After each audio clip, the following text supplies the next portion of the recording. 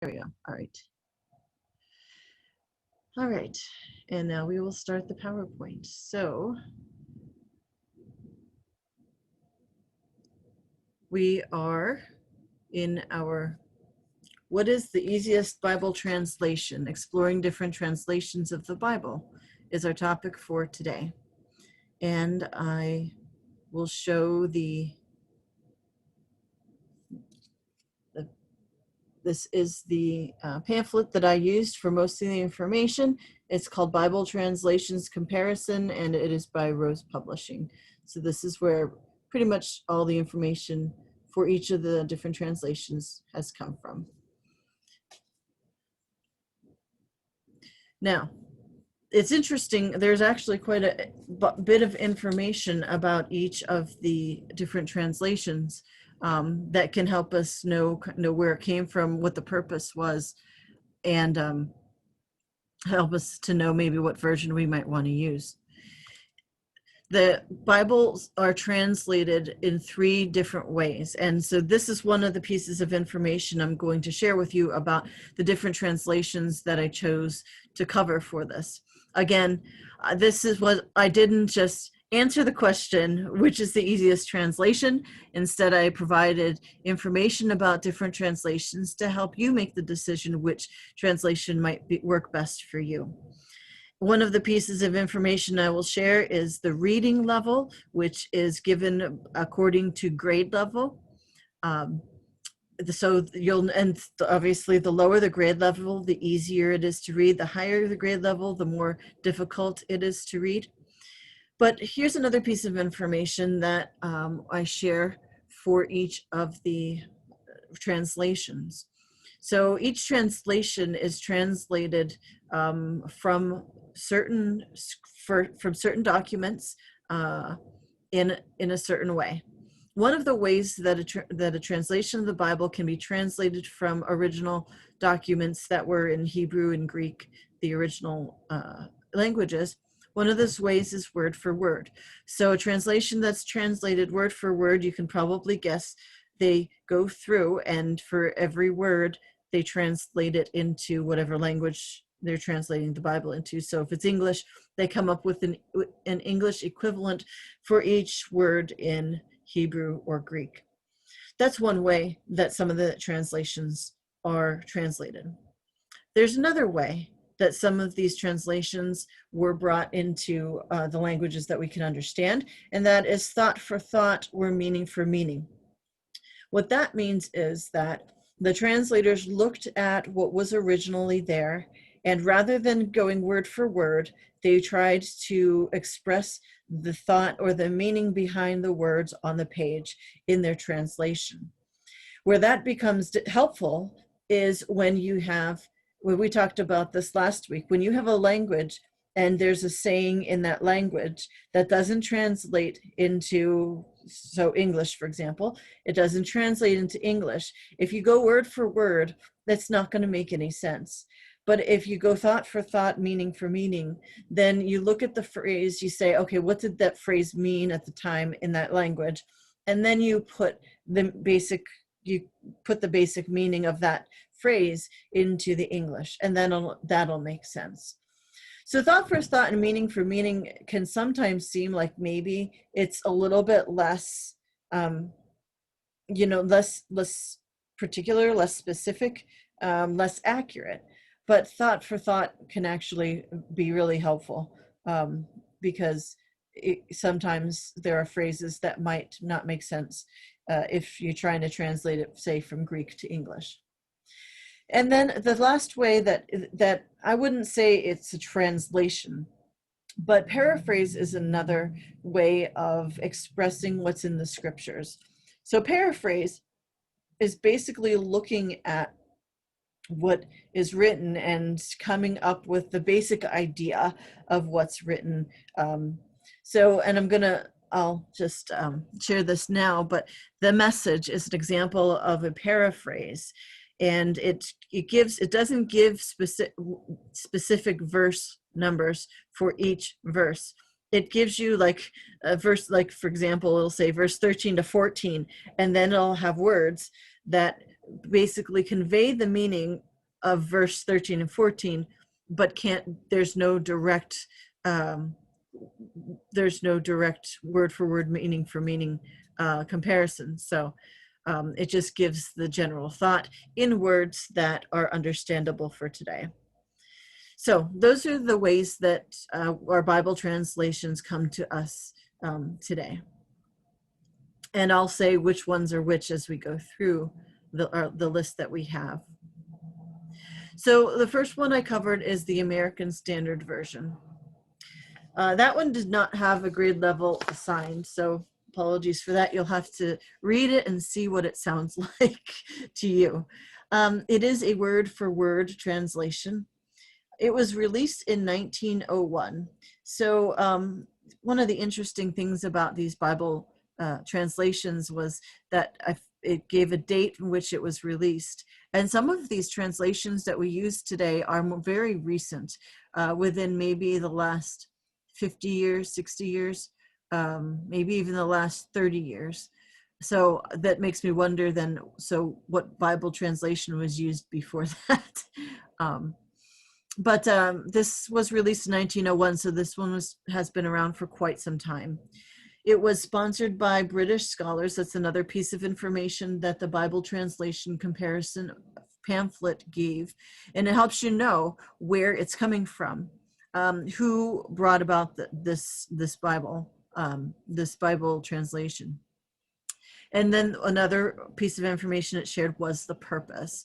So there's a purpose for each of these translations being produced. The purpose of the American Standard Version was to incorporate American word usage into the English Revised Version. So the English Revised Version was the version, the predecessor to American Standard, and then the scholars wanted to use more American word usage rather than the old English word usage, and that's where we got the American Standard Version, ASV.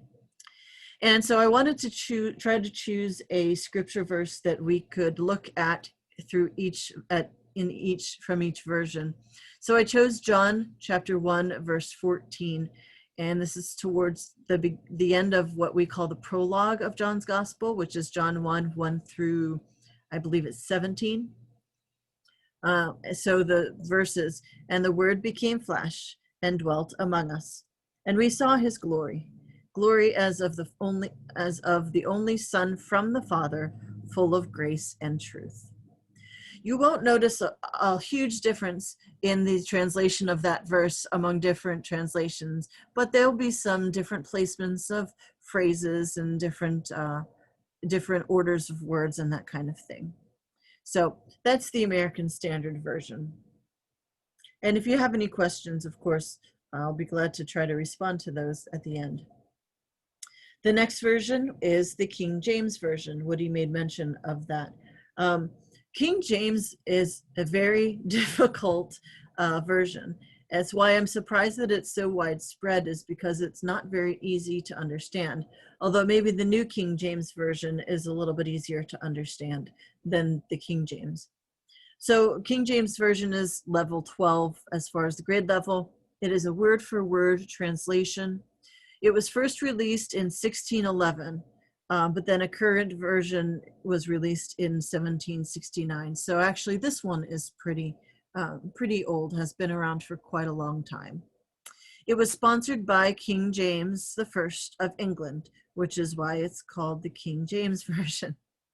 And the purpose of its writing was as a response to Protestant concerns that there were inaccuracies in earlier English versions.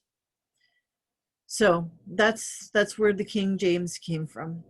And here's our verse, John 1:14.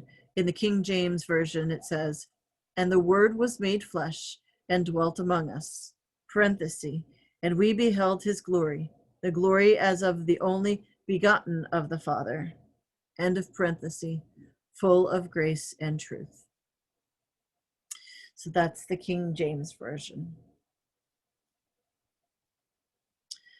The next one that I chose to look at was the New American Standard Bible, NASB, And I went through these in order from the hardest to the easiest grade level, just so you know. I did put it in that order. So NASB is grade level 11, so still pretty complicated. It is a word for word translation. This is one of those newer translations. It was first released in 1971. Of course, 1971 is a lot longer ago now than it is from the time that I always orient myself to. So 1971 was quite a while back, but it was revised in 1995. It was sponsored by the Lockman Foundation. In case you're wondering what the Lockman Foundation is, it was a foundation established by F. Dewey Lockman and his wife Mina in 1942 to promote Christian education and evangelism. They also, as far as the Bible is concerned, they sought to faithfully translate the Bible from the original Hebrew, Greek, and Aramaic language into English and Spanish versions that are trusted and understandable. So not only do they seek to make sure that it's true to the original documents, but also to make sure that this is understandable in the English and Spanish languages. So it was sponsored by the Lockman Foundation, and its purpose was to remove antiquated phrases and words and modernize punctuation use so that it made more sense for the time in which it was being read. And the John passage in the NASB reads, "And the Word became flesh and dwelt among us, and we saw his glory, glory as of the only Son from the Father, full of grace and truth." So those of you who have your handouts, you're able to look at the those verses on the handout almost next to each other. It's hard for you to remember looking at the slides what it said on the previous slide, but you can take a look at it and compare it more carefully on your handouts. But again, not too big of a difference. The next version I chose to go with was the New Jerusalem Bible. The New Jerusalem Bible is a grade level 9, so a little bit easier. Still high school level though. It is a word for word translation. It was first released in 1966, and then it was updated in 1985. The New Jerusalem Bible was sponsored by the Roman Catholic Church. So if you go into a Roman Catholic Church, you are likely to possibly find this translation or another translation, which we're going to get to in a couple minutes. And the purpose for this translation to be released was Pope Pius XII requested a more clear, skilled translation by Dominicans and others at the, and I'm not exactly sure how to say this, École Biblique in Jerusalem. That is a French academic establishment that specialized in archaeology and biblical exegesis. So I don't know French, so my pronunciation probably isn't right. But anyway, that gives you an idea of where the New Jerusalem Bible came from and what its purpose was in being released. So from the New Jerusalem Bible, John 1:14 reads, "And the Word became flesh and made his dwelling among us, and we saw his glory, the glory as of the Father's only Son, full of grace and truth." So that one was a little bit different from the ones that we saw in previous. Made his dwelling among us, as opposed to the previous dwelt among us, and the King James dwelt among us, and the American Standard dwelt among us, but really not too big of a difference. So that's the New Jerusalem Bible. Here's the version that we use mostly in our church, and the version that I often use in Bible study, the New Revised Standard Version. So I did the New Revised Standard Version rather than the Revised Standard Version just because we use it so much. But there is also a Revised Standard Version, and this is the update to it. New NRSV is a grade level 8, so confirmation age. So you'd think it would be somewhat usable for confirmation age. So the NRSV is a little bit of word for word and a little bit of meaning for meaning. Some translations use both, and NRSV is one of those.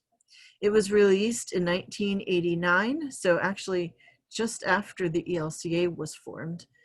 And it was sponsored by the Division of Christian Education and National Council of Churches. So that's actually an ecumenical effort. If you're going to, specifically if you're talking about the National Council of Churches, represents a number of denominations. The purpose was, as I said, to revise the RSV by incorporating information from the newly discovered Hebrew and Greek manuscripts. So not updated manuscripts, manuscripts that had been more recently discovered. And in NRSV, the verse from John reads, "And the Word became flesh and lived among us, and we have seen his glory, the glory as of a Father's only Son, full of grace and truth." And I apologize, but that A in a little bracket in there is actually a footnote, and I didn't include it. So we're looking more generally at what the phrase said, what the sentence says.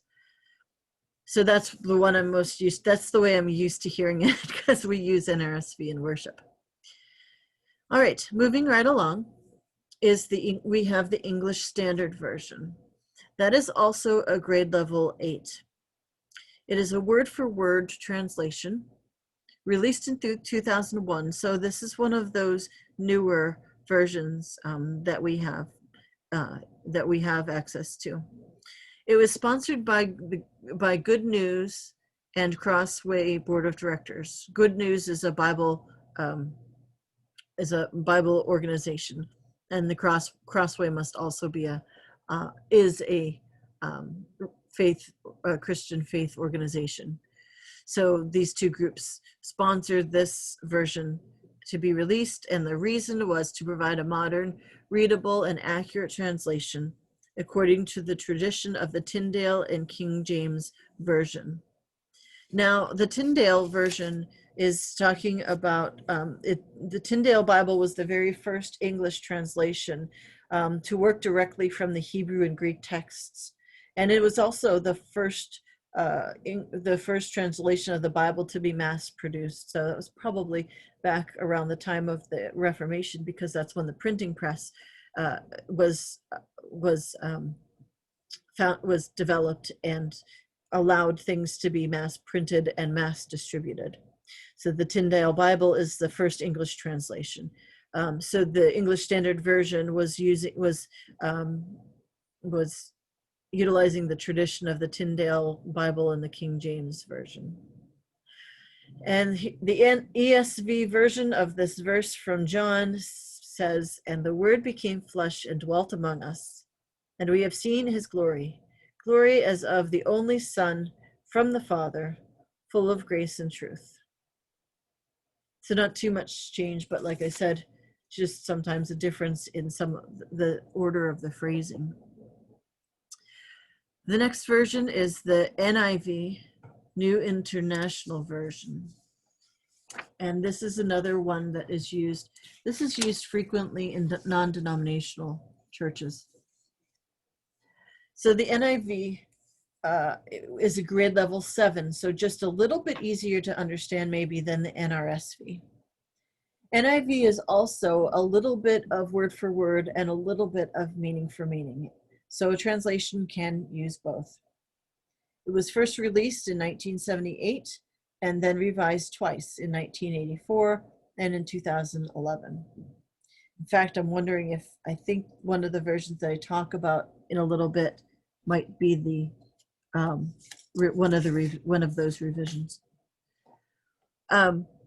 It was sponsored by the New York Bible Society. The New York Bible Society originated back in the 1800s. One of the first things they did was to distribute Bibles to the immigrants who were coming into Ellis Island. It was sponsored by the New York Bible Society, and the purpose was to provide a modern translation acceptable to many denominations. So the verse from John in the NIV says, "The Word became flesh and made his dwelling among us. We have seen his glory, the glory of the one and only Son, who came from the Father, full of grace and truth." So that one is a little bit different, a little bit more wordy. Next is the Common English Bible. Common English Bible is also a grade level 7, so that one's a little bit simpler to understand. It is also a little bit of word for word translation and a little bit of meaning for meaning translation. Incorporates both. The New Testament of the CEB was released in 2010, and the Old Testament was released in 2011. So these are very, very recent versions. It was sponsored by Church Resources Development Corporation, which is a cooperative of publishers from the Presbyterian Church USA, the Episcopal Church, the United Methodist Church, and others. So a lot of mainline denominations, but not Lutheran, for whatever reason, I don't know. And the purpose was to make the Bible more accessible. That's becoming a theme in a lot of these versions, is to try to make it more understandable for people. So our verse from John in the CEB reads, "The Word became flesh and made his home among us. We have seen his glory, glory like that of a Father's only Son, full of grace and truth." So that's kind of more different. Not huge differences, but rather than dwelt among us, made his home among us. And glory like that of a Father's only Son. So that's the CEB. The next one is the New American Bible, NAB. This is grade level 6.6. I'm not sure why they made it as specific as 6.6, but you get the idea that it's just above a 6th grade level. It is a word-for-word translation. It was first released in 1970. The Psalms were revised in 1991. New American Bible was sponsored by the Catholic Biblical Association of America. So this is one of the other translations that I would expect you would find in the Catholic Church. The purpose was, again, Pope Pius XII requested a clear, skilled translation by the Catholic Biblical Association of America. Now, I could not find access to this version to be able to provide the verse that we've been looking and comparing. So I apologize. And of course, if it's a Catholic Bible, we didn't have it. Well, not of course, we can't assume that it won't be in my house just because it's Catholic, but I did not have this on our shelves. So I can't provide a comparison. But that's the New American Bible, the second of the two translations mentioned that were sponsored by a Catholic organization and a request by Pope Pius XII. Then there's the Good News Translation. Now, the Good News Translation is actually the translation that for, I think, a lot of generations, we have often given to our children when we're giving the children Bibles. I received the Good News Bible when I was in third grade, growing up. And we have a bunch of Good News Bibles here, and I think that might have been the version that Lord of Life had given out to their children as well. It is a grade level 6, so it is a bit simpler, a little bit simpler than NRSV. So that might be a good reason why it would be used for children. It is a thought-for-thought translation. It was first released in 1976 and later revised in 1992. It is sponsored by the American Bible Society, and the purpose was to provide a Bible for non-native English speakers. So to try to put it in a simple version of English so that people who don't speak English can read that Bible in English and understand it better. So our verse from John in the Good News Translation reads, "The Word became a human being and, full of grace and truth, lived among us. We saw his glory, the glory which he received as the Father's only Son." So that one is all very different from the others that we looked at. Some of it is because of sentence division. Some of it is because of phrase position. But the Word became a human being instead of became flesh, lived among us. So that's the Good News Translation. You could decide whether you think that sentence is easier to understand than the others. It should be if it's a grade level 6. Okay, this is the next one is the New International Reader's Version, which is what I thought might have been one of the revisions of the NIV, but it's not. 1996. No, it's not listed as a revision of the NIV. It is for grade level 6.3, so just a little above the 6th grade level. It is a thought for thought translation. It was released in 1996 and revised in 1998. It's sponsored by Biblica, which used to be the International Bible Society, and Zondervan Publishing House. Zondervan is a publishing house that you'll hear a lot about. Is still around today quite a bit. And the purpose for this translation was to use simple words and short sentences for a lower reading level. So let's see what the John passage sounds like in this version. "The Word became a human being. He made his home with us. We have seen his glory. It is the glory of the one and only who came from the Father. And the Word was full of grace and truth." So that's actually it seems like it's using more words, but it is at the same time simpler to understand. But again, rather than dwelt, we have made his home. Rather than became flesh, we have became a human being. And then some differences in where the phrases are located. So that's the New International Reader's Version. Next is the New Living Translation. That is a grade level 6.3, so just above a 6th grade reading level. It is a thought for thought translation. It was released in 1996 and revised in 2004. So that's pretty recent. Sponsored by Tyndale House Publishers. Remember what I said, that the Tyndale Bible was the first English translation to work directly from the Hebrew and Greek texts. So that's probably, where they got the name for the publishers, the publishing company. The purpose of the New Living Translation was to provide an easy-to-read modern translation. It's interesting how many of these translations serve to do the same thing and yet go about doing it differently. And so you end up with all these translations. So here is our passage, the verse in the New Living Translation. "So the Word became human and made his home among us. He was full of unfailing love and faithfulness. And we have seen his glory, the glory of the Father's one and only Son." You'll see again that there are two footnotes there that I didn't make reference to. There's a bracketed A and a bracketed B. Most likely it shows that A will probably show that the Word would be flesh, or might be flesh.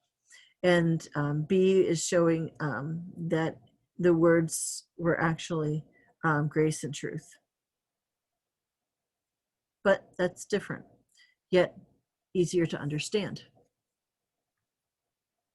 Next is the Message. So the Message is not a translation of the Bible. I mean, It's more of a, when we talk about it, when my colleagues talk about it, we talk about it more like, it's more like a commentary. The reason is because it's a paraphrase. So it's grade level 6. So the message does certainly make the Bible a whole lot easier to read. And it is a good resource if you find yourself being tripped up by some of the versions that are a little bit more difficult to understand. But it is a paraphrase. So it's not even meaningful. This is a step further removed from the actual words from the actual original documents. It's not just word. It's not just it's not just coming up with words for a thought. It's actually looking at the that overall section and saying, okay, what does this mean? And then putting words to what it means. The message was released in 2002, sponsored by NAV Press. And the purpose was to translate the common language in which the Bible was written into the common language of today. So here is our verse in the message. The Word became flesh and blood and moved into the neighborhood. We saw the glory with our own eyes, the one-of-a-kind glory, like Father, like Son, generous inside and out, true from start to finish. So that is really, really different. And there's interpretation there. I like the way it says about he moved into the neighborhood. In fact, I think I might have used that in the past to kind of help people understand that, Jesus is basically come into your world, living in your reality. So that's a really good way to put it. But for example, generous inside and out. This is true, but I think that's rather than saying grace, I think that's the replacement of generous inside and out. And I don't know if that fully encapsulates what grace means. So, but as I said, the message is great for getting a basic understanding of what in the world the passage is trying to say. So that's a good option to have for study, but it shouldn't be the only option that you use. The next is the Contemporary English Version.